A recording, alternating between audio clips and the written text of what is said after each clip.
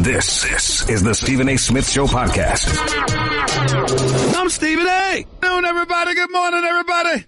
Welcome to the latest edition of the Stephen A. Smith Show, coming at you as I love to do every weekday over the airways of ESPN Radio, 250 plus markets across the United States of America. And of course, ESPN Radio on Sirius XM, channel 80. Number to call up as always is 888 say ESPN. It's 888-729-3776. By the way, to win in basketball, you got to play great coverage, right? And with Straight Talk Wireless, you know you're getting great coverage because they use the exact same 4G LTE towers as the big carriers, but for a lot less. Straight Talk Wireless, only at Walmart. Refer to terms and conditions of service at straighttalk.com. It's time for Straight Talk, brought to you by Straight Talk Wireless. Best phones, best networks, no contracts. Ladies and gentlemen, LeBron James and the Cleveland Cavaliers are advancing to the second round. LeBron James, once again, proving he's the greatest player in the world. We will get to all of that, I promise. We will get to a slew of NBA items, I promise.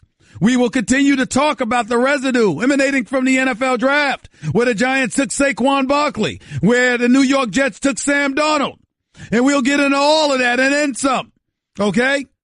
I promise. But forgive me for throwing just a monkey wrench in everybody's anticipation when it comes to what I'm going to talk about. Because even though I love my basketball, and even though I love my NBA, Lord have mercy, just in case y'all missed it, did you see the Yankees? Did you see the Yankees?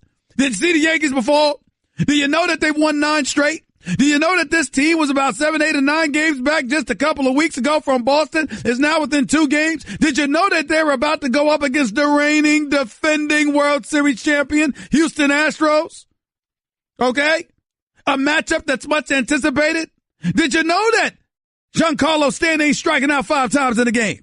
Did you know that Aaron Judge is showing patience at the plate? Did you know that Gary Sanchez, their catcher, basically playing in his 200th game, has already smacked 60 home runs in his career as a catcher? Did you know? Did you know? Did you know? Did you see Didi Gregorius? Have you seen him perform in April? The MVP of April. Have you seen it? I'm just wondering. Did you see CC Sabathia? Looks like he's eating his crunch berries again. That belly's flabbing just a little bit more. I like it. I like it. I don't want thin CC Sabathia. I don't want that CC Sabathia that's on Nutrisystem or something. I want that CC Sabathia that's sitting there and is a bit rotund. He pitches better when he's that way, damn it. That's just how I like it. That's just how I like it. And I want the world to understand that, damn it, look, man, ladies, I am a diehard New York Yankee fan. It's who I am. I can't help it. And I want everybody to understand and everybody to know that's how I feel. And when the Yankees are winning, I am in a much better mood. I am having a very good day because my New York Yankees are not disappointing me. They are winning baseball games. Aaron Judge hasn't slowed down from his rookie campaign. Gary Sanchez is smacking 447-foot homers. CC Sabathia is talking smack back to the officials. And Aaron Boone is running out of the dugout to come to the defense of his player because of one of these sorry instigating officials. These umpires always looking to cause trouble knowing they got the power to throw you out of the game. I love it. Now we're going to see what they do. Remember, this is the same Yankee team that went to Game 7 of the ALCS last year. They were 9 innings away from a berth in the World Series. They should have been the champions, beating the Dodgers, but they lost to a better team because the Astros were no joke. But it's a different day. It's a different day, damn it. And we're going to see. 888 say ESPN. It's 888-729-3776. I just need to get that off my chest.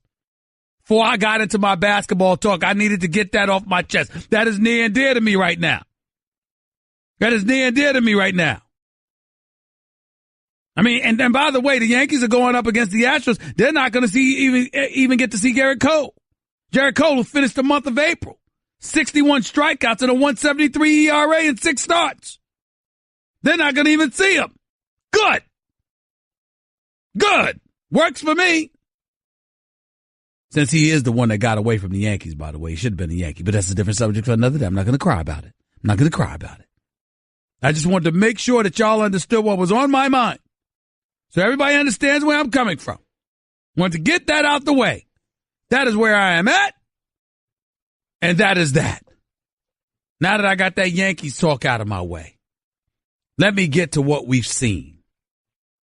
The most recent stuff being not Houston, because there's nothing to talk about. Utah has no chance in that series, zero whatsoever. James Harden is just a superstar. He's the MVP. The only thing that disgusts me about it is this players union or players association celebration where he's going to get his award announced in June when the playoffs are over, which is an absolute joke.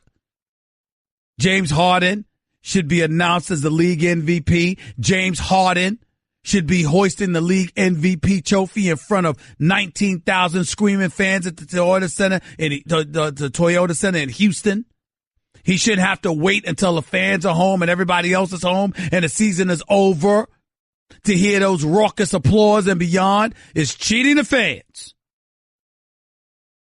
I don't want to talk about it. I'm not interested in talking about it. Utah is tailor-made for them. They've got no shot against Houston. Cleveland is advancing to the second round, the Eastern Conference semifinals of these playoffs, courtesy of a 45-point explosion from LeBron James yesterday afternoon. He was absolutely sensational. No doubt about it. And here's the some interesting nuggets of information you all need to know. Cavs finished minus 40 in this series. Worst in NBA history for the winning team of a 7-game playoff series. They were minus 40. Remember, they lost the first game against Indiana by 18. And I forgot what they lost Friday night's game by. What was it, 30, 31? I mean, I turned the channel. They were getting obliterated. All right? In this series, no other Cleveland Cavaliers player scored 20 points in any game in the series after LeBron James. Not one player. Not Kevin Love, not J.R. Smith, not Kyle Korver. He had 19 points and 5 3-pointers. But nobody produced but LeBron. Obviously, the Cavs opened as underdogs against the Toronto Raptors. First time LeBron has been an underdog to an Eastern Conference team since 2008. Hasn't been an underdog since 2008. Whatever that means. Here's the bottom line. What it comes down to is that LeBron James stands here today as the greatest player in the world. But I got news for you. He's not my first round MVP this year. In the first round, the person who was even better than LeBron James was Anthony Davis. Now, that ain't going to be applicable for the second round against the Golden State Warriors.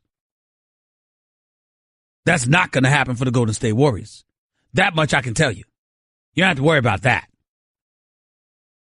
The New Orleans Pelicans put everybody on notice. Y'all must have forgot. Even without Steph Curry, they were up 30. 28 to be exact. I tried to tell y'all.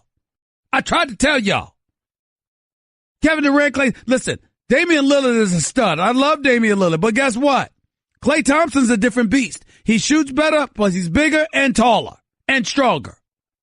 So guess what? What Drew Holiday did against Damian Lillard, you can't do against Klay Thompson. Anthony Davis is that dude. He's special, no doubt about it. This Kevin Durant you going against. Not Nikola Mirotic. Or Zurich, whatever the hell his name is. I forget these European names sometimes. Forgive me.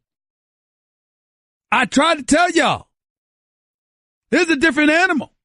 I tried to sit up there and let y'all know, but nobody wanted to listen to me. I tried to tell you.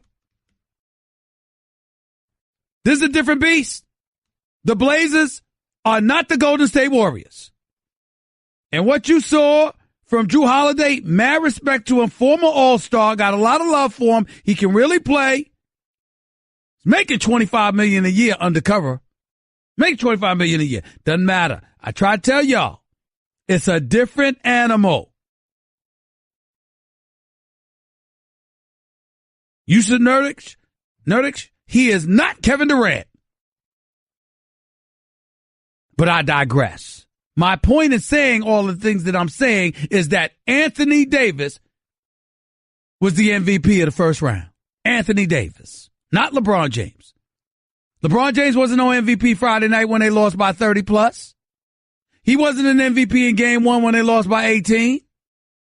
He was an MVP in the games they won. He carried them literally on his back by his damn self to the second round. All of that is true. And even though Anthony Davis didn't have to do that, that doesn't take away from what we saw Anthony Davis. The 47 he dropped in game 4 against the Blazers. The plus 30 he averaged throughout the series. Anthony Davis was sensational. And they swept the Pelicans. And the reason you didn't see more of them is because they finished their business as early as possible, where LeBron and them had to go to the brink. I'm sorry. When I look at Anthony Davis, that was the MVP of the first round. Doesn't take anything away. But now that we've got that series out of the way, let's go to some of the others. Let's talk about the Raptors and how Washington basically needs to make changes. Ernie Grunfeld, John Wall or Bradley Beal has to go. They can't coexist unless you can get something from Otto Porter. I'm not knocking either of them. I got love for both of those players. The problem is it's all you have. Otto Porter sure picked a convenient time to be hurt and not be able to play. Game 6? Really? Really? So he couldn't go.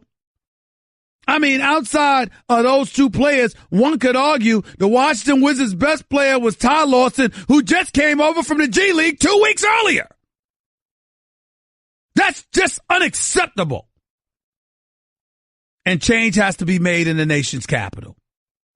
Toronto is no joke because they clearly built their team to be able to beat LeBron. You're not going to sit up there and try to outscore him. What you need is young athletic bodies who are long, who can defend against them and defend in the post as well. Let's get Pirtle, Siakam as well. They can play. Fred VanVleet, he's an extra perimeter threat. So you don't have just Kyle Lowry and DeMar DeRozan on the floor. Toronto is clearly the better team. They clearly should win. But LeBron has owned them so much in the past, I refuse to pick them over him until I see them pull it off. Toronto beats you by getting to the basket.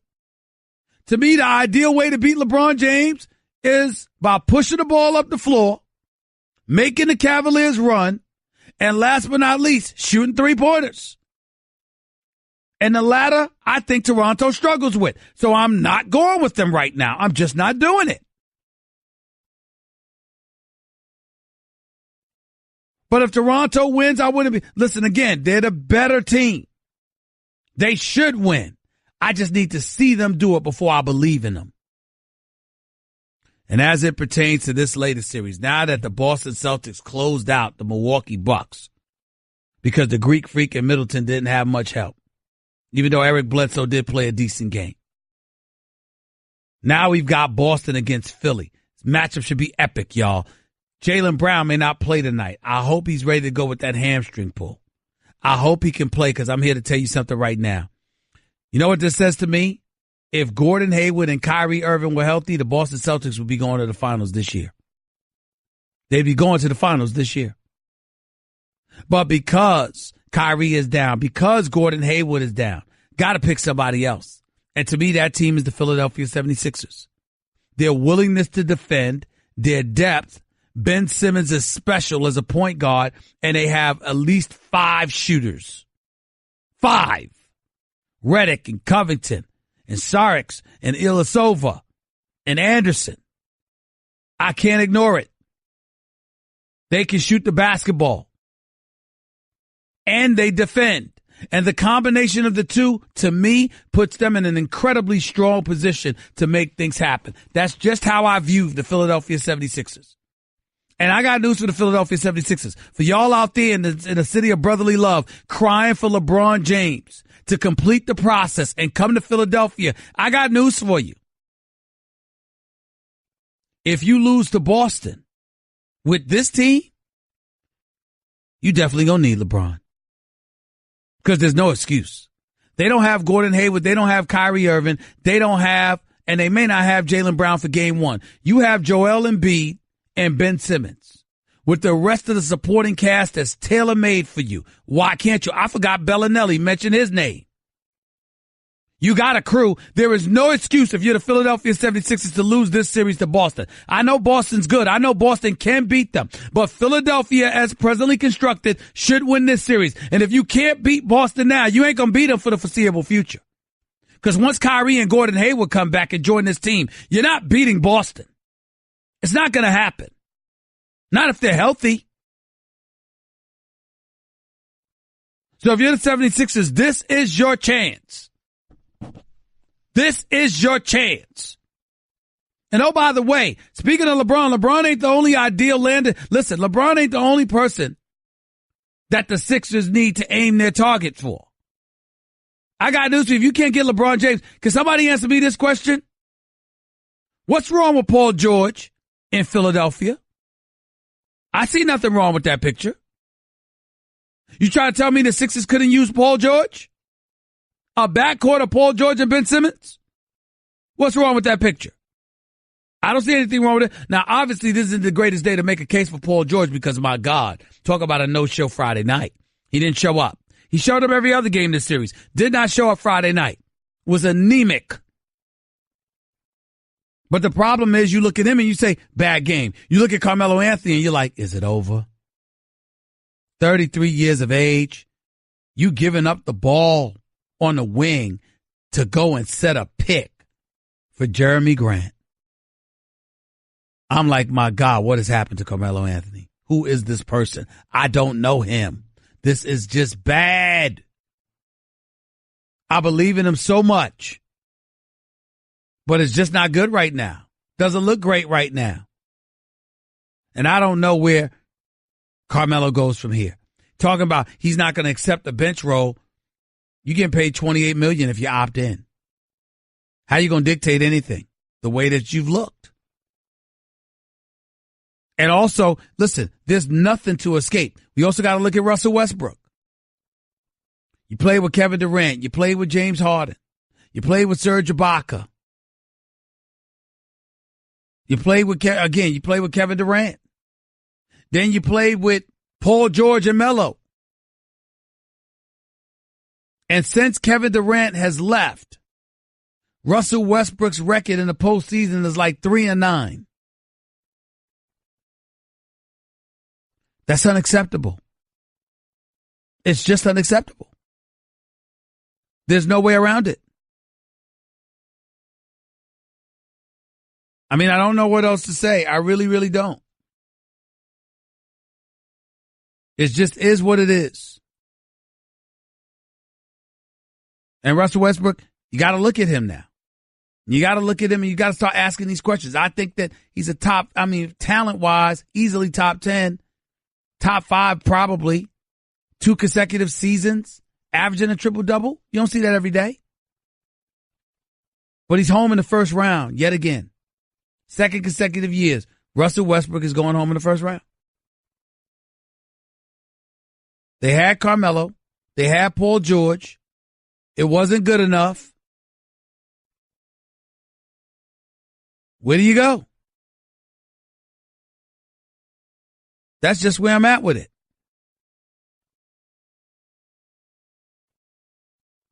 I really, really don't know what else to say. 888, say ESPN. It's 888-729-3776. OKC's got to do something. They got to do something.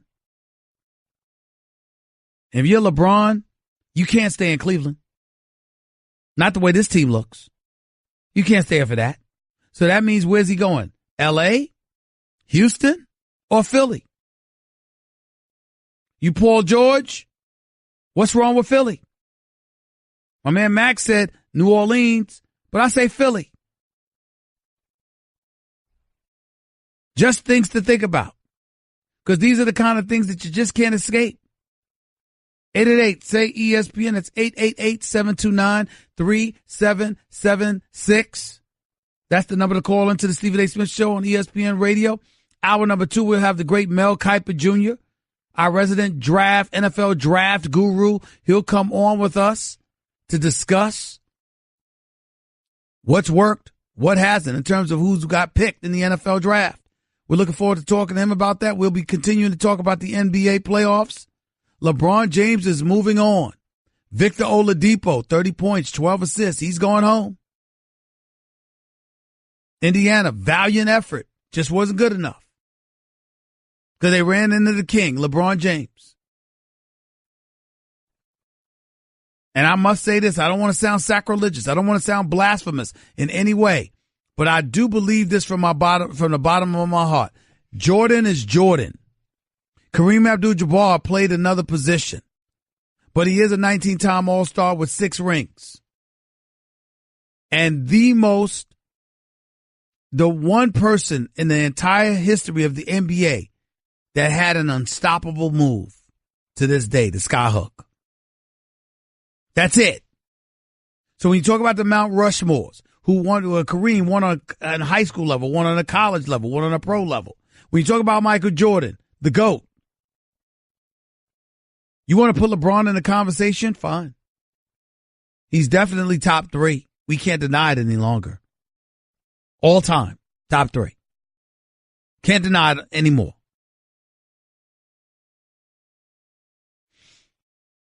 But having said all of that, even though he's the best in the world,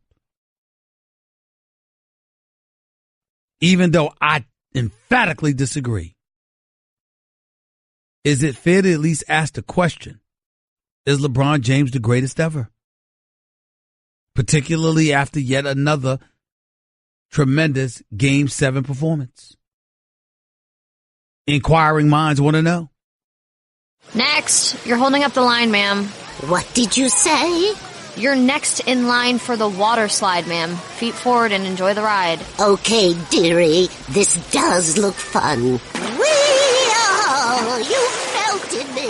I've melted. The Wicked Witch of the West on a water slide? Surprising. What's not surprising? How much you could save by switching to Geico. See what you've done. Oh! Geico. 15 minutes could save you 15% or more. You're listening to the Stephen A. Smith Show podcast.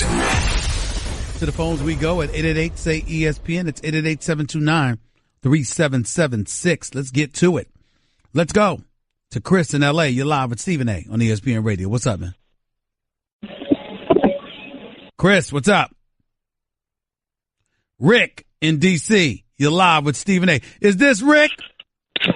What's going on, baby? What's going on, man? I mean, what Rick / Skip in D.C. I mean, has the wife allowed you? I mean, she usually allows you a call like once every 3 months now. You used to call every day. You got married, and then the next thing you know, I can't find you. Did she allow you to call me? Is it she gave you permission? Yeah, she did, because she out of the country. So I had to sneak you in this week. You know, she ain't coming back to Friday. I might could get 2 in this week. You know what I'm talking about? What's going on, man? What's going on? Hey, but look, how you doing? You know, I'm going to leave my Cowboys out of things right now. Please you know, do, please we do. On the, you know, I'm going to leave that out. But how you going to say Philly going to the finals and you just going to sleep on LeBron like this? You know man? what it is? Come on. You got to beat the best to be the best. All right, let me say this. Let me explain myself. Can I explain? Can a brother explain himself? Here's the deal. I believe in LeBron, but the rest of these dudes are so bad. I just don't know if I can go with it, Rick. I mean, I had LeBron going to the finals, but my God, their defense is awful and their perimeter shooting is even worse. So because of it, I'm looking at the Philadelphia 76ers. Look, not only can they shoot perimeter shots, they defend at every position. That's why I'm there, because they defended every position.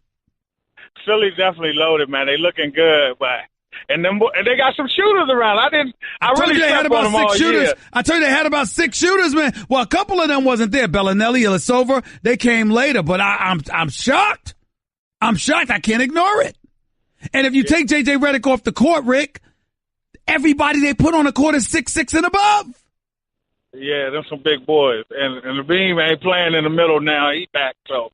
And Ben doing his thing, but, you know, it's still crunch time in the playoffs. Well, we can still lock them down a little bit. Well, they got to show me they can handle that pressure. I feel you on that, but you got to get through Toronto first. You can't ignore Toronto. You got to get through them first. Look, come on, LeBron owns Toronto. Toronto got to beat me. I can't. They looking good, but they the first lead. I mean, what they got? They got to beat me, man. Look, well, you sound like the typical Cowboy fan. Facts don't matter to you. It's your emotion. That's what it sounds like to me. Yeah, that's what it sounds like to me. I'm gonna see you this year. We'll be back. Here we go. Oh, there we go. You know, we're gonna be back. There we go. The Dallas Cowboys. Oh, sure, they're gonna win. They're gonna win a Super Bowl this year, ain't they? Right? Tell the truth. Tell the truth, Rick. They're gonna win a Super Bowl this year, right? You've been saying it for 23 years. You damn Right. Take it easy, man. They gonna win the Super Bowl. Here's a typical Cowboy fan. I'm trying to tell y'all, it don't matter how they look, they're gonna win the Super Bowl. Same old stuff all the time. Unbelievable. Let's go to Suge in Michigan. You're live with Stephen A. What's up, Suge? How you doing, Stephen A? Always a pleasure. Thank you, man. Go ahead. I got to give you some props right quick. First, you called it on the NCAA. I was right. I was wrong. You was right, my brother. Okay. Okay, now, I put this Indiana loss on the coach because Oladipo was hitting his stride. He was cooking, and he took him out. And I believe that he should have left him in. It's Game 7. Do or die. Leave him in. He was cooking. What's your thoughts on that? I agree. I thought Nate McMillan dropped the ball on that. Nate McMillan done an exceptional job. He's clearly a damn good coach, but I thought he made the wrong call there. Absolutely. Yep. Okay, and one more before I let you go, Stephen A. These refs, man, I mean, they got to get it together. They got to. The league got to do something because they messing up the game at the end of the game when it's the best, and they missing these calls, and they, people can't do what they supposed to do because these refs. I would like your thoughts on that too. Well, listen, listen. The refs they got mandates from the league, and Adam Silver, the commissioner of the NBA, came on this very show and talked about how they would never do anything to interfere with how the game is officiated during the season. That's not something that they're going to do. Those are not changes that they're going to invoke while we're still playing. They would wait until the end of the season. So whatever the rules are, the rules on the books, like for example, Oladipo, the goaltending by LeBron that was never called in game 5. That should have been a goaltending, to the letter of the law, but it wasn't called. I personally didn't think it was a goaltending with the mind's eye. I didn't believe that, but nevertheless, that's what the rule states, and you got to follow the rule book. So I think changes will definitely come into play come next season, but you can't do anything with this postseason. It is what it is. Thanks, Stephen A. Keep doing your thing, man. No problem. Appreciate the call. Thank you so much. Let's go to Pat in St. Louis. You're live, Stephen A. What's up, Pat? Yeah, thanks for taking my call. I was kind of impressed with you here on you're saying that LeBron's a top 3 player of all time, and I definitely agree with that. I think Mike and you can I think Kareem Abdul-Jabbar and him are probably those are top 3, and I think Magic's right behind him. But what I really call, though, is one thing that we never hear about. We always define the word clutch as Kobe Bryant shooting the last-second shot with 2 men on him fading away, and he makes 1 out of 7. Russell Westbrook hitting the game winner. I think the one thing that's not gone, LeBron James, to me, may be as clutch as anybody that we've ever seen, and I'll tell you my reason why. Ray Allen hits the shot in Game 6, or they don't go. It's over. Right. But what we forget about is there's a Game 7, Stephen A. And LeBron was 37 and 15. You know what I'm saying? It was 37 and 15. But in the same breath, when you're talking about clutch, you're not saying that come, Game 7 or a game he's going to disappear. What you're talking about is those last couple of minutes when everybody knows what you're going to do and you say, here's the ball. Take me to the promised land. LeBron has stepped up but before in the past, that wasn't the case with him. It is now, but it wasn't the case with him before. He had to develop into things that Kobe and MJ and them automatically had. That was the difference, and I think those are the kind of things that are held against him. Now, one last thing here. Now, and this is something that I want to see what your opinion is on this. And I think it's time to start putting people on blast. Damian Lillard. Well, we already took care of that with Damian Lillard and Russell Westbrook. The flip side to that, however, is that I don't know what we can say about John Wall. He definitely needs to develop his jump shot. No question about it. But when you look at the Washington Wizards, the problem is not John Wall. The problem is that John Wall and Bradley Beal are all they have. You can't rely on Otto Porter. He's inconsistent all year. He's not trustworthy. Kelly Oubre disappears. Marcin Gortat is non-existent. Morris is serviceable. He's solid, but nothing more. And where's their bench? Where's their bench? Right. Satoransky, Mahinmi. I mean, when you look at Ernie Grunfeld, there clearly needs to be an upgrade on this roster. There is no way around it. And he's been at the helm long enough to have a better roster than what we have right now.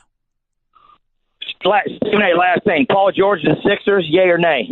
Well, listen, if they can't get LeBron James, I think that's exactly who they should go after. I think Paul George in a Sixers uniform would do wonders for them, because let me tell you something. The Sixers, as great as they are, as presently constructed, if Gordon Hayward and Kyrie Irving come back, you're not beating Boston. You're not beating Boston if you're Philadelphia. You're not beating them. If you get one of those other guys, you can. Is what you're saying? You That's right. That's right. That's right. I'm saying as presently constructed, if the Sixers were to remain intact and then Gordon Hayward and Kyrie Irving came back for Boston, that Boston team with a healthy Jaylen Brown beats the 76ers. Yeah, I agree with you on that one. All right. Take it easy, buddy. Thank you so much. 888-SAY-ESPN. It's 888-729-3776. More of your calls on the NBA playoffs and some NFL talk as well. Stick around. Don't touch the dial. Stephen A. on ESPN Radio.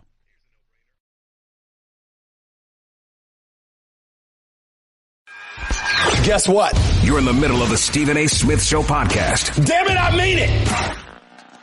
888-SAY-ESPN. It's 888-729-3776. Top of hour number 2. Any residue that's left over from the NFL draft, rounds 2, 3, and 4, and beyond, from Friday through the weekend. Mel Kiper Jr. will be here to break it all down for you in just a few minutes. So listen to Mel Kiper Jr. to start hour number 2 right here on the Stephen A. Smith Show, ESPN Radio. Until then, we'll go back to the phones at 888-SAY-ESPN. That's 888-729-3776. Let's go to Tom in Jersey. You're live with Stephen A. Talk to me. Hey, Stephen A., huge fan. Thanks for taking my call. Thank you. Go ahead. Hey, do you think LeBron gets to 40,000, 10,000, 10,000? And if he does get that far, do you put him above Jordan? I don't at that know. point? I don't have the numbers in front of me. Haven't thought about it. I'm thinking about him during these playoffs, one opponent after another after another. And I'm thinking about how his performances parallel or don't parallel with what I saw from Jordan, what I saw from Kobe, and what I saw from others. I'm not thinking about specific numbers like that at this particular moment in time. All right. Thank you. Clearly that man had a question and gambling and all that other stuff. And sorry, couldn't help you out there. Pat in Michigan, you're live with Stephen A. What's up? Thanks for taking my call, Stephen A. Go ahead, man. I came up with a mathematical winner's formula to try to end this debate about Michael and LeBron, because I was tired of always hearing about, well, Michael's won all 6 times in the finals and LeBron didn't, so end of story. So what I did was I came up with a winner's formula. I gave 1 point for a regular season win, 20 points first-round playoff series loss, 35 points first-round playoff series win, all the way up to the NBA Finals Series loss, 80 points, NBA Finals Series win, 100 points. Oh, Lord. And I'd be glad to DM this to you. I'll send you all 3 sheets. Just send it to my producers, but get to your point, sir. Do that. You're on live air. My point is, what's your point?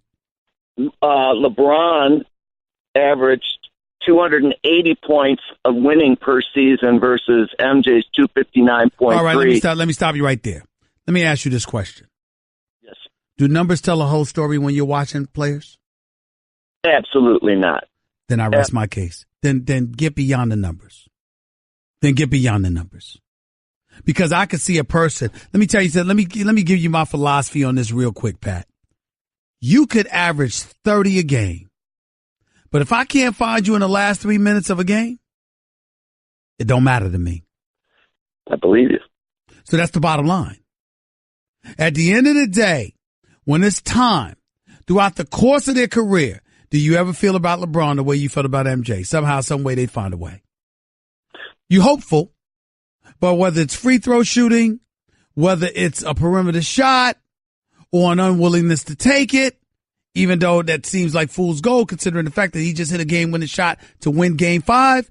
The fact of the matter is that, listen, to me, I never saw Jordan lose to get obliterated in an NBA Finals. LeBron James has 5 title losses on his resume. Jordan has 0. And for those that'll sit up there and say, well, you know what, Jordan wasn't to the finals as many times. That's because Jordan left the sport and played baseball. Do y'all understand that if Jordan hadn't left, Jordan might have gone to 8 straight finals? I think he would have. I think he would have as well. 8 straight. And by the way, Olajuwon and Kenny Smith and Robert Horry and them, they wouldn't have beat Jordan. They beat the Knicks and they beat Orlando. They wouldn't have beat Jordan. But don't you think LeBron gets overly criticized for making the right play the last second instead of always shooting? No, I think that LeBron James. I think that you got a whole bunch of sensitive lads out there because of the age of social media and the fact that it existed in his era, but it didn't exist in previous eras. And I think that's an excuse for him and his folks to walk around like he's been victimized. LeBron James is completely praised. He's universally recognized as the greatest basketball player on the planet. He's constantly discussed about being on the Mount Rushmore of basketball. All of these things get attached to him. Where's the victimhood coming from? Because I don't get it. I just never will. But I got to go, Pat. I appreciate the call. Danny in Orlando, you're live with Stephen A. What's up? How you doing today, Stephen A? Go ahead, question. man. What do you think about this Anthony Joshua Wilder negotiations over the weekend? Wilder's team sent out a $50 million contract offer for the fight. But the moment Eddie Hearn replied saying, let's sit down, let's get it rolling, Wilder's team comes out and says, but you got to agree to the terms, but there's no location, no date. I don't think Anthony Joshua's people really want this fight. You want me to tell you why? You want me to tell you why I don't believe that? Because the initial offer, from my understanding, was a lowball number. And the way I look at it, Anthony Joshua knows that Deontay Wilder is a dangerous fight. And Deontay Wilder needs him to make money. Anthony Joshua does not need Wilder to make money. Exactly. So why would Wilder's team come back and just flip the script and say, if you're not going to agree to it, why sit down and talk about it? Because the point that they're trying to make is, listen, man, it's a mega fight. And I'm an undefeated champion. I'm 39-0 with 38 KOs. Why am I sitting here arguing? And I have a belt. Why am I sitting here arguing with you about the terms when you know good and damn well I deserve more money than you're trying to offer? And Wilder makes a good point. And it's more important for him with the money because he needs Joshua to make money. Joshua doesn't need him to make money. So Wilder's got to make his money on this fight. And that's why I don't blame him. I got to run. I appreciate the call. 888-SAY-ESPN. It's 888-729-3776. Hour number 2 up next with Mel Kiper Jr. Don't touch that dial. That's just a sample of what you'll hear on the Stephen A. Smith Show. Weekdays at 1 p.m. Eastern on ESPN Radio and the ESPN app. This is the Stephen A. Smith Show podcast. I'm Stephen A. This is Stephen A. Smith Show right here on ESPN Radio. Hour number 2 coming at you. 250 plus markets across the United States of America, plus Sirius XM, Channel 80. Number to call up is 888-SAY-ESPN. It's 888-729-3776. By the way, learn what affects your credit scores and what you can do to improve them with Credit Karma. Maybe you need to dispute an error on your credit report, or you're paying too much interest. Credit Karma can help with that. Visit creditkarma.com or download the app now. That's Credit Karma, KARMA.com. My honor and privilege to always have my buddy on the line with us, the guru himself on all things NFL draft, the great Mel Kiper Jr. right here with yours truly. What's going on, Mel? How are you, sir? Stephen A., always a pleasure, my man. I just want to know, first of all, are you okay? Because, I don't know if you had an hour off. Are you all right? Have you gotten the proper sleep? Did you get the proper water intake and everything like that? Are you okay? Tomorrow, Stephen A., how's that? Tomorrow we'll get the proper sleep. Hey, you never, so what are you talking about? I don't know what day and month you ever sleep yourself. Tell me about at least it. I get a little break in June and July, but to answer your question, I will tomorrow, Tuesday, get some rest. Well, I hope you do. It's well deserved. You've done a fantastic job over the last few days. And let's get right to it. Who gets your highest draft grade? Well, I think when you look at Buffalo, Philadelphia, Green Bay, and Carolina, and New England, I think those were the teams that kind of stuck out to me. And I think New England, after all said and done, and you look at getting that extra 2 next year from Chicago, getting that extra 3 next year from the Detroit Lions, in addition to what they were able to bring in this season in this draft with the 2 Georgia Bulldogs, and getting the corner from LSU in the 2nd round, getting Braxton Berrios in the 6th round, who's going to be the next Wes Welker, Danny Amendola, punt returner, slot receiver out of Miami. I think New England, when you talk about production on the field this year and setting themselves up brilliantly for next year with a 1, 2 2s, and 2 3s, that puts them already ahead of the game next year. When they think about moving up to get a quarterback, who knows? They now have the draft choices, the extra picks to maybe do that if they have to.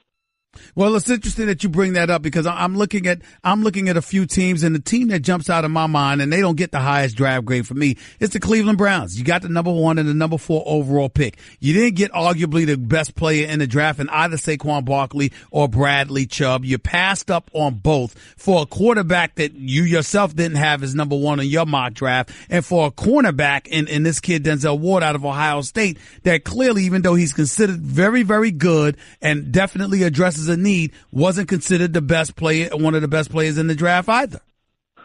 No, and I think what's going to happen is, Stephen A., we're going to judge this draft of John Dorsey's, his first in Cleveland, on Baker Mayfield against Sam Darnold / Josh Allen, because, Todd McShay said, hey, it's got to be Sam Darnold. I said it's got to be Josh Allen. We know about what happened with the tweets with Josh Allen, so if you want to go to Darnold after that, fine. They went to Mayfield. So it'll be Mayfield versus Darnold / Allen, and it'll be Denzel Ward opposite and / Bradley Chubb. See which of the careers turns out better. That's what Cleveland will be judged by long term. Short term, though, Stephen A., certainly the draft overall brought them some really good players. I mean, Nick Chubb in the second round could be a really good rookie running back. Antonio Callaway, he can stay focused and put those off the field issues to rest. And all of a sudden, Antonio Callaway, a first-round talent, they get him in the 4th round. Jannard Avery is an outstanding linebacker at Memphis, and they got him in the 5th round. So John Dorsey overall did a good job, but it all hinges, as you said, on Baker Mayfield. More so than Denzel Ward. He's a good corner, no question. But this draft, and this basically the next 5 years are going to be determined by Baker Mayfield. Did you think the Giants made a mistake in not drafting Sam Darnold and instead grabbing Saquon Barkley? Well, they're going to be judged on that. Sam Darnold turns out to be a great quarterback in all places. New York with the Jets. There's Dave Gettleman sitting there. Fans are going to be saying, hey, Dave, you had the second pick. You could have had Sam Darnold or Josh Allen, and you chose a running back. And, again, what quarterback are they going to get next year or the year after that's going to be the heir apparent to Eli Manning? They've got to figure that out. And to move up from the mid-20s, say, into the top 5 is very costly. It cost the Jets 3 starters to go from 6 to 3. So the argument for Sam Darnold or Josh Allen is exactly that. But they felt like none of these quarterbacks were going to be great. Obviously, if they felt there was a great quarterback in this group, they would have taken him. They didn't feel that way, and they went with the guy who was the best player on just about everybody's big board, which was Saquon Barkley. They needed him. They want to help Eli Manning. They got a quarterback in the 4th round, Kyle Lauletta out of Richmond. If his arm gets stronger, he could maybe be a factor down the road. So many people in New York City have questions about Sam Darnold. So many people have not had questions about Sam Darnold. They love it. They act like he's the savior. He's the second coming. He's exactly what the New York Jets needed. Hooray. But I recall you having some questions about Sam Darnold, particularly in the win his USC Trojans had over the UCLA Bruins and Josh Rosen earlier in this year. As you get an opportunity to reflect on the season that Sam Darnold had at USC, what did you peel from it? Well, back in September, just to go back into August. I started this season, I'm thinking it's going to be easy. Sam Darnold's the clear-cut number 1 player in this draft. We're worrying about number 2 through 5. We don't have to worry about number 1. Sam is the guy. Season begins, and we knew it would struggle a bit because they lost 3 offensive linemen and his top receiver, Juju Smith-Schuster. So you give him a little bit of a break there, and you cut him a little slack, say, okay, I understand there'll be some rough times. Well, he had a great game, I thought, against Texas. He played well in a couple others. Then the end of September, he really played poorly against Washington State, and that's when the bad habits started. Holding the ball like a loaf of bread when he's maneuvering in the pocket, missing some throws, making some questionable decisions. Then the Notre Dame game with the turnovers. 9 touchdowns, 8 picks over the first few weeks. Then the struggling at the end of the season against Ohio State. And before that, he had played really well against Stanford. He had a great game against Stanford the first time in September. So an uneven year with 3 games that brought to light the issues he had with the bad habits. And now if you can recreate Sam Darnold from 2 years ago, you got a big-time quarterback. If you can't, then you have a disappointment. So they're going to have to coach him up. They say bring him back to what he was a couple of years ago, eliminate the bad habits. And Sam Darnold, with his work ethic, he's still a very young kid, Stephen A., and he's a great kid. He's a hard worker. Teammates loved him at USC. He needs a little time. Of all the quarterbacks, that Josh Allen needs all the time. Sam Darnold needs time. He's not going to be ready as a rookie. He's going to be ready year 2, year 3. The great Mel Kiper Jr. right here with Stephen A. on ESPN Radio. Mel, you've never, you know your stuff. You're on top of it, and you've never been shy about being critical when you felt necessary based on who teams elected to draft. We know who you like. Who disappointed you in this draft? What team? What team disappointed you in terms of the selections they made? Well, Miami not getting a quarterback, and I understand they helped their defense, and they wanted guys that can cover, and they got guys like Minka and Jerome Baker, Minka Fitzpatrick from Alabama. I think the Kansas City Chiefs did okay. I think Arizona did okay. Josh Rosen, is their future. And again, these quarterbacks, you can judge all their drafts and worry about all these other players. It gets down to, is the young quarterback that you draft going to be really good? If he's not, these other picks don't matter. Unless you got an elite once in every 20-year defense, you're not going to have an average quarterback win big for you. It's not going to happen. The Eagles did it with Foles, who was a lot better than average. He got hot in the playoffs and played a lot better than average. But I think in the draft this year, Seattle, I think the offensive line is still the big issue with Russell Wilson. I don't really have a problem with Rashad Penny in the first round, but overall I thought they were okay. But again, the biggest question mark, like I say, who did you question the most? Baker Mayfield at number one. Now, the third or fourth round pick in August, go number one in the draft, never usually happens, Stephen A. Never usually happens, and it happened this year for the first time I can ever remember. So Baker Mayfield is the one pick in this draft that if you'd have told me this was going to happen last August, I would have said there is no way that's happening. And guess what? It did happen. So there you go. Knowing the mindset and what goes into a team selecting a quarterback number one overall, what is it that you think ultimately enabled Baker Mayfield to be that number one choice for the Cleveland Browns? Because I'm thinking about him, Lake Erie, that wind, throwing the football. He's no Michael Vick. He can't really run with the football. No Lamar Jackson. He can make the requisite throws, but to the same degree that a Sam Darnold or Josh Allen or others could. There were questions about that. What do you think put him over the hump that ultimately made Cleveland take him number one overall? Two things happened, I think, Stephen A., in terms of Baker Mayfield. The other quarterbacks came back to the pack. That would be Josh Allen, Sam Darnold, and Josh Rosen. They weren't elite like everybody thought they would be back in August. And then Baker Mayfield came on and lit it up and did a great job and in the Big 12, and then, so overtly, showed that he can make every throw and maneuver and whatever. But to your point, and we'll get to that in a second about, what he is and what he isn't. But I think the other thing happened was John Dorsey, the new GM, looked at the other quarterbacks and said, who has that it factor? You go with a gut feel when you evaluate quarterbacks. There's no perfect formula for evaluating quarterbacks for the NFL. A lot of it's gut feel. And John I remember talking, I've known John since 1984, Stephen A. There's actually a photo when he was a linebacker connected. It was on the back of my draft report, my blue book, okay? And then we've gone to Oriole games together, his family and mine. So I know John very well. I'm on his Christmas card list, and he's all mine. So John's a great guy. What he is a guy who has a gut feel about Baker Mayfield. He was intrigued by Johnny Manziel, but didn't take him. Now, he was in Kansas City then. He was around Brett Favre. He's been around great quarterbacks. And I think he saw something in Baker that made him, in this draft, to John Dorsey, and made him a special entity. He thinks, and I know in his mind, he thinks Baker Mayfield can be Russell Wilson. That's why he took him. You can debate it. You can argue it, say it's a mistake, and how did he do it. That's what John Dorsey was thinking. Mel Kiper Jr. right here with Stephen A. on ESPN Radio. Just a couple questions left before I let you go, Mel. Listen, I'm thinking about it, never look too early to look ahead to 2019. Talk to me about some of the top talents expected to be atop next year's draft class. Who stands out in your mind right now? Defensive linemen are going to dominate. Defense in general, 6 of the top 10 are defensive linemen, led by Ed Oliver at Houston, a defensive tackle. Nick Bosa, Joey Bosa's younger brother at Ohio State. You have Rashawn Gary at Michigan, Raekwon Davis at Alabama, a couple kids at Clemson, Clellan Farrell, a defensive end, and Dexter Lawrence, a defensive tackle. You have a cornerback by the name of Greedy Williams at LSU. You also have 3 offensive players in the top 10. They would be quarterback Drew Lock, Missouri, wide receiver A.J. Brown, Ole Miss, and offensive tackle Greg Little from Ole Miss. So it's right now, you're talking about the first round, top 10 of the first round. Defensive line dominated, Stephen A., and those kids are big-time potentially. If Ed Oliver plays like he did the first 2 years, he could be number one. If he slips back a bit, there's going to be Nick Bosa right there. So he's going to be jump into that top spot. And we have to see Drew Lock can make every throw at Missouri. If he has a big year, the quarterbacks always get pushed up the draft board. Which of the 5, getting back to the quarterback spot, which of the 5 quarterbacks drafted in the first round do you think is most capable of starting week 1? No question, it's Josh Rosen, and that will depend upon Sam Bradford's health. If Sam Bradford's healthy, Sam Bradford's a starter. Mike Glennon's behind him, and Josh Rosen's emerging, and hopefully down the road sometime becomes the quarterback. If Sam Bradford gets a little banged up, then Josh Rosen is the most NFL ready. and he would be able to step in, and there you go. They drafted Christian Kirk, a slot receiver return man out of Texas A&M. They drafted the center Mason Cole, a running back Chase Edmonds out of Fordham, who, when he was healthy 2 years ago, was a great 1AA running back.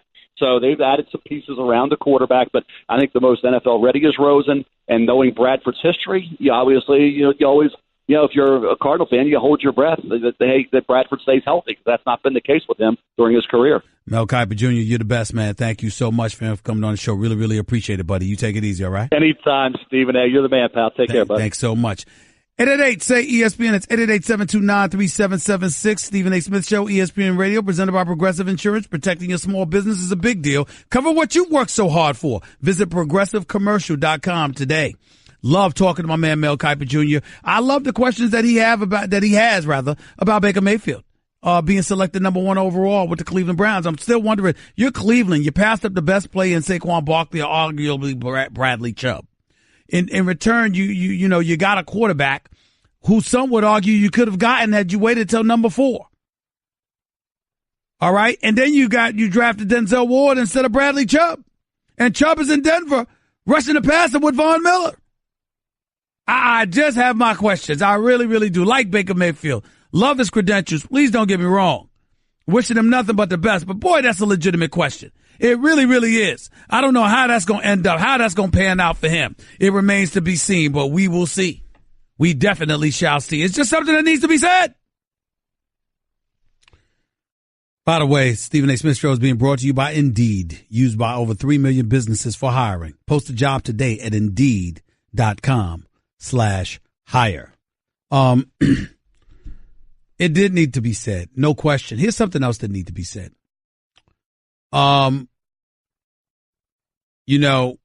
You've got folks still making noise about this Josh Allen thing. Josh Allen, the quarterback out of Wyoming, racially insensitive tweets from 5 to 6 years ago when he was a teenager came to the surface on the eve of the draft. He has still ended up being picked in the top 10, 7th overall, once Buffalo moved up to get him. That is a beautiful thing. I look at it from this perspective. And I think about Josh Allen, and the one thing that comes to my mind is he was a kid. Now, I know what some folks are thinking.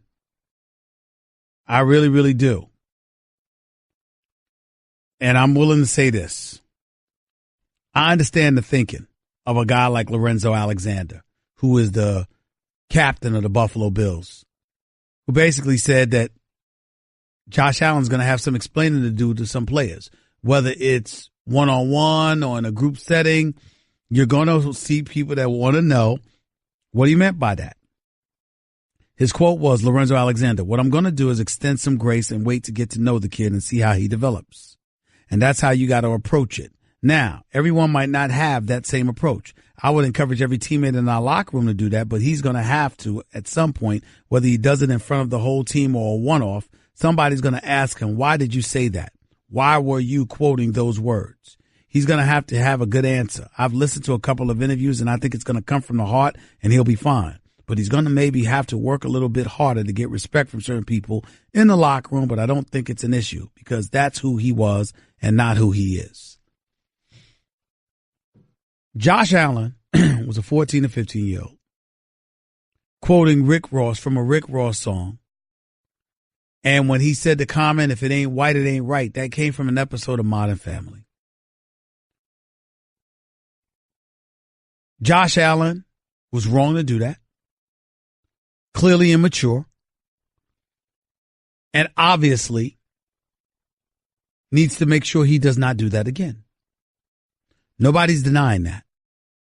And if you are an African-American athlete and your mentality is, if that was a black kid, 14, 15, 16, 17 years of age, would we be so quick to give him a pass? I understand that. That makes total sense. Because there clearly is a double standard. There always is. But on its face, just looking at what he said, the conditions under which things were said, and everything else that comes with it, The bottom line is that the kid was 14, 15 years old. What mistakes did we make at that age? And see, the thing about it is, I'm not trying to absolve him from anything. I don't know Josh Allen from a can of paint. What I'm saying to you is that, damn, we live in a society where we're ready to hold kids accountable more than we hold adults accountable. That's my problem with all of this. My problem with all of this is that, you know something? How many of us can sit back and think about the things that we said and did when we were 15 years old? I mean, to him to be in a situation where he needs to repeatedly explain himself because of what he did for 15 years of age. Come on, y'all. Stop it. Just stop it. It's unnecessary. We've said stuff as adults that we may have had no business saying. Could you imagine what we did when we were 15? It's like enough's enough. Let the man be. He's a member of the Buffalo Bills. Let him go out there and play, and let his play speak for him. And as long as the damn stuff doesn't happen again, what do you care? We live in a world where the hip-hop industry has become a multi-billion-dollar industry. Multi-billions. And they perpetuate a message that isn't always the greatest thing in the world. And it ain't just about the N-word. It's about misogyny. Sometimes it's about xenophobia. Sometimes about a lot of different things.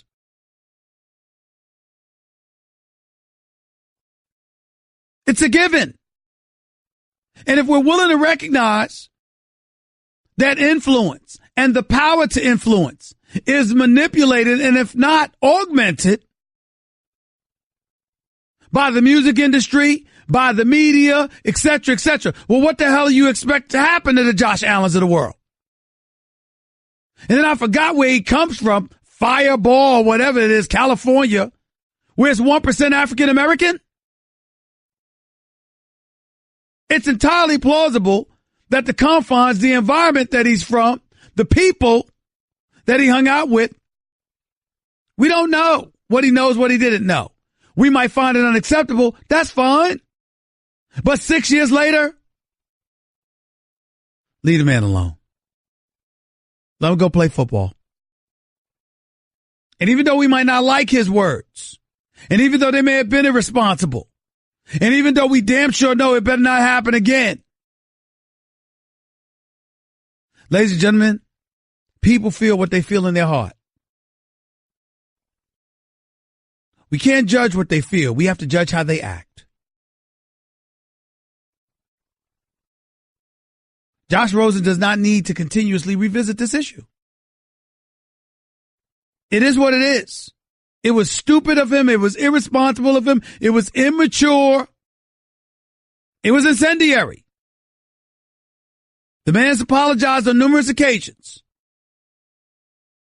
And I'm not giving him a pass because he's some NFL quarterback or anything like that. I'm not giving him a pass because I talked to him. I'm giving him a pass just like I gave DiVincenzo a pass, who I've never spoken to, when he wins a national championship for Villanova and wins the most outstanding player award. And the night he does all of that, y'all gonna ask him about a tweet that happened 5 years ago. Come on. It's not right. Leave him alone. It's done. It's over with. It better not happen again. But my God, I'm scared to think of what would happen to me if I'm held accountable for what I did at 14 or 15 years of age. Hell, I might not be sitting here today doing a radio show. If we judging folks like that, when you know better, you do better. And usually when you're a kid, you don't know better. Cut the man a break. Cut the kid a break. Ryan! I don't know how else to say this, so I'll just say it. What is it, Linda? I think we should see other people. Are you breaking up with me? On a roller coaster? Well, we do have a lot of fun. Maybe we should stay together. Ah! An emotional roller coaster? Surprising. What's not surprising? How much you could save by switching to Geico. I just need a little me time. Geico. 15 minutes could save you 15% or more. You're listening to the Stephen A. Smith Show podcast. Back to the phones we go at 888-SAY-ESPN. Mel in Queens, you're live with Stephen A. Talk to me. Mel. Hey, what's going on, Stephen A? How you doing? Stephen A. Talk to me. All right. Listen, I agree, like, a lot of things that you're saying as far as, like, age-wise and you being 15. We've all been there. We all said, done things ridiculous. I think what it is just that we're in a time right now because of social media where everything is just so sensitive. And you think about it, Kaepernick got pretty much kicked out the league for protesting racism. And then people looking like, okay, this kid here, he says a couple racist things, he's a top 10 pick. So it's just like a sensitive matter. And then sometimes people look at it like privilege. So, for example, if Saquon Barkley said something homophobic when he was 15 or, did something ridiculous when he was 15, some people may say, I don't think he would have he was 15 at the time. You know what I'm saying? That's where I'm going, Mel. So, Mel, you're a black man, correct? Yes. Let's be real about something here. What we really saying is this. Why should this dude get a pass when a black man probably wouldn't? Right? That's what we say. That's basically what we're saying here. Because you can't convince me that anybody out there, knowing the world that we live in, knowing how things can be, knowing what kids today are exposed to compared to what they used to be exposed to, you can't convince me that everybody ain't out there sitting there going like this. 14, 15 years of age. Come on, y'all. It's gotta be what I previously mentioned. You got a situation like you just brought up Saquon Barkley. If Saquon Barkley had spewed a homophobic slur on social media, 6 years ago, they'd be all over him. That's what this is. So it's an issue of equality. It's an issue of, the system operating for us equally under the same umbrella. That's what we're talking about here. So let's just be honest about it. Yeah, and the thing is this. Here's the thing. Just say, I'm just using it for example. Say Saquon Barkley was in the same situation. I guarantee that would have been found out before he even stepped foot on college campus. Just look how long it took for us to find out these tweets. You understand what I'm saying? So don't get me wrong. I agree. Well, time out. The part where you're wrong about that is that Josh Allen was at Wyoming, and now he's becoming a top first-round pick. If he were at Penn State, we might have known just as quick as we knew about Saquon Barkley. I mean, being at Wyoming as opposed to Penn State does have an effect. Right. All right, man. Got to run. I appreciate the call. Thank you so much. Max in L.A., you're live with Stephen A. Talk to me. Stephen A. is a great topic. As always, you're very nuanced and you're on point. The thing I would add to it is that what's really at heart of this issue for me is self-accountability, especially for the youth. People holding themselves accountable for what they do and say.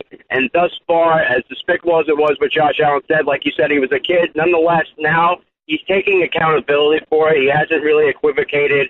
And I think that's a really good example for people who make mistakes. Like you always say, America's the land of second chances. And this kid deserves a second chance as long as he walks the straight line and he holds himself accountable for what he did. And he seems to be doing that. He seems to be doing it. Let him play. Let's get on him about that 56% completion rating that he had as a quarterback. How about that? How about before we even get into all of this other stuff? Listen, we don't want to hold you accountable as a 14, 15-year-old, but I'll be damned if it's impressive that you completed 56% of your passes throwing footballs for Wyoming. How about that? I like that criticism. That works for me. Appreciate the call, Max. Thank you so much. Rob in the Bronx, you're live with Stephen A. Talk to me. Stephen A. Melo, he looks like he's in the sunken place. Basketball had a sunken place. Melo's in it. Like I said, he needs to rejuvenate his career. Coming off the bench, he's not giving us rejuvenate at age 33, 15 years in the league. Are you sure that's the right word? Maybe. Coming off the bench, Stephen A., you never know. Melo, obviously, he doesn't want the pressures of being a starter, so alleviate him of that pressure. What do you mean he doesn't want the pressure of being a starter? He wants to be a starter. What are you talking about? He doesn't play like he wants to be a starter. He looks like he doesn't. All right, play let me throw this monkey wrench in your argument. How much accountability do you put towards Billy Donovan? Hey, look at Coach Donovan. He took Melo out at the half and replaced him with Ray Felton. Okay, so what I'm asking you is, how much culpability do you put on the shoulders of Billy Donovan, who couldn't get these guys open shots? Constantly, they were playing iso ball, which doesn't win during the playoffs. How about that? What level of responsibility do you put on his shoulders? You got to put at least half of the percentage of that on a coach's shoulders. It's his job. It's his job to coach, make moves where moves are needed to be made, and clearly he wasn't doing that. But Melo, on the other hand, I feel Melo still got something left. I just feel like he's in a sunken place. I think he's got a lot left, man. I was just disgusted by what I saw. It looked pretty bad. Melo looked bad, man. I got every faith that he could overcome it, but I mean, at some point in time, we got to look at Melo's career. 15 years in the league. You've been out of the first round 9 times. You've been in the semifinals once. You've been in the conference finals once. And other than that, you've missed 4 playoffs. Now, you were drafted number 3 overall.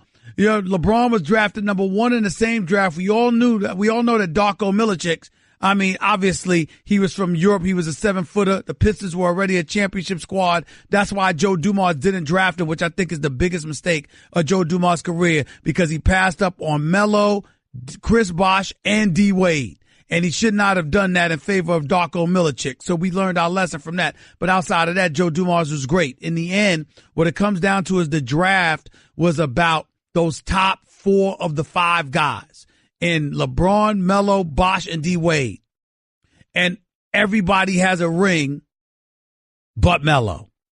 And Melo gets blamed for it because he had every opportunity to be in South Beach. But he wanted to take the 5-year, $80 million guarantee deal from Denver back in the day, as opposed to betting on himself by becoming a free agent in 2010. Yeah. As LeBron James and the Cavs, I tell them continue to play like it's Game 7.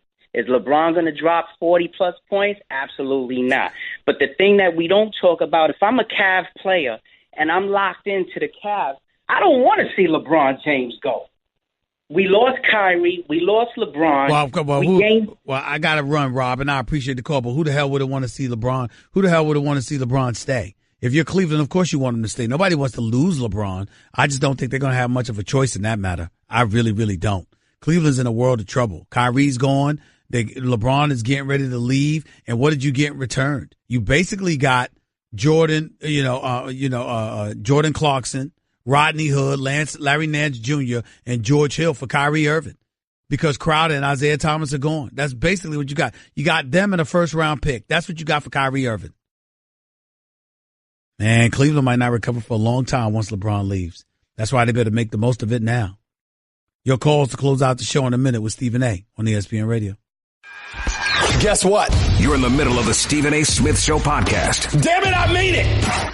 Before I get back to the calls, I want to state something here. I watched Russell Westbrook talk about the fans in Utah. I watched him do that. Watched him complain about it.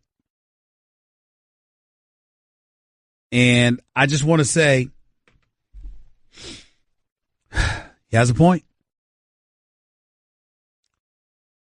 Folks have been complaining about those fans in Utah for years now. It's a Mormon state. Mormons are considered Christians. Yes, I know this.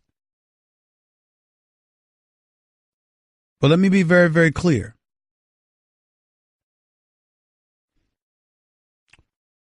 Steven Jackson used to play for the Warriors. Talked about racial slurs and people telling him he wished he was in jail and all of that stuff. That's the kind of stuff he heard in Utah. People having their family and friends talked about. You hear that about fan base in Utah. Derek Fisher once played for them, played valiantly. His daughter was ill and he played through that, and the fans were incredibly supportive. But then when he wanted to get out of his deal so he could go someplace else because of what the situation entailed, in terms of having to take care of his daughter, you had fans ridiculing him about that and saying very mean-spirited things about what they wish happened to his daughter. Now you got Russell Westbrook talking about this. It's not the first time we've heard complaints about some. I don't want to castigate everybody. Don't want to denigrate everybody, or even most. Obviously, some few bad apples taint the whole tree. And we understand that. But let's be very, very clear that Russell Westbrook has a point. Fans coming up to you, saying whatever they want to say, talking to you any way they want to talk to you, talking about your family, friends, and loved ones. And he said they wouldn't walk up to me on the street talking that smack because I don't play that you know what. He has a point. There are limits to what fans should be allowed to say and do. Just because you pay your money to watch folks play doesn't mean you get to act any old way you want to. And Utah, the Mormon state, where there are very, very few black folks dealing with the black athlete. Lord knows what they're saying. Let's just call it what it is. And let's just say, let's clean that up, please. Let's clean that up and leave it at that. 888 say ESPN. Let's go back to the phones. Joe in Pasadena, you're live with Stephen A. Go ahead. Hey, Stephen A., how's it going? Thank you for everything, man. When I'm standing in front of the water cooler, you're making me look like a genius every single day. Thank you for that. No problem. And for the Josh Allen thing, so now people never change. I think everybody already knows that. Even in Spanish, it's gente nunca cambia. People just don't change. At 15, I'm pretty sure you know what you wanted to do in life. I'm sure you know what kind of car you wanted. And if you were at a school that had books, floors, and windows, they told you and asked you what you wanted to do with your life. So, Actually, that's not accurate. I know plenty of people who didn't know what they wanted to do with their life at age 15, and that includes myself. Okay, but would you have now? I'm not sure about your family situation, but if you had a 15-year-old kid, I'm almost 190,000% sure that you wouldn't allow that to happen. I wouldn't allow it to happen, but I would correct it once it did happen, because when they're influenced by the streets, you got to remember, one of the problems is that back in the day when older folks like myself and others were growing up, neighborhoods raised us. That's not the case anymore. And what kids are subjected to in this day and age far exceeds anything we were exposed to. So as a result, some of the outside influences that parents consistently fear would influence their child elevate exponentially when it comes to today's generation of kids. But I don't have time to get into all of that right now, Joe. I understand your point. I appreciate it. Call me back tomorrow when we have more time to talk about that particular subject. Mark in Jamaica, you're live with Stephen A. Go ahead, Mark, real quick. Hey, Stephen A., what's up, man? I love your show. Thank you. Just wanted to make a quick comment. One, Carmelo Anthony seems to be the common denominator to me, man. From seeing him from the Knicks to OKC, man.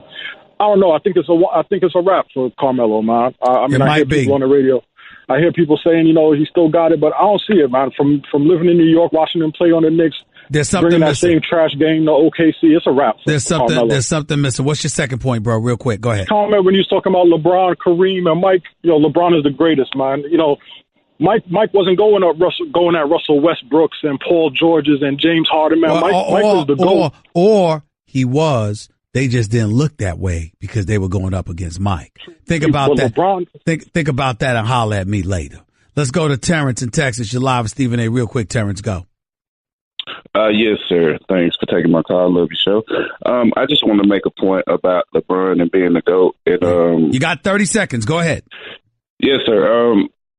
LeBron, first of all, you can't deny what he has done. I mean, he's one of the greatest to ever play the game. But until somebody else goes and plays another sport and then comes back to the sport, dominates, I don't think they can be mentioned in the same breath as Michael Jordan. Because personally, I think LeBron could have played any other sport he wanted to, of course, with his body and body type. But he hasn't, so you can't mention him in the same breath with Michael Jordan. Well, listen, I disagree with you from the standpoint. I don't need to know that Michael Jordan tried to play baseball and then came back to play basketball and make my point. All I can tell about Michael Jordan is 6 times in the NBA Finals, undefeated, never allowed the series to get to a Game 7, plus was the Finals MVP all 6 times. And this is what it was. LeBron ain't on that level, plain and simple. 22 hours from now, I'll holler at y'all in. Until then, peace and love. That's just a sample of what you'll hear on the Stephen A. Smith Show. Weekdays at 1 p.m. Eastern on ESPN Radio and the ESPN app.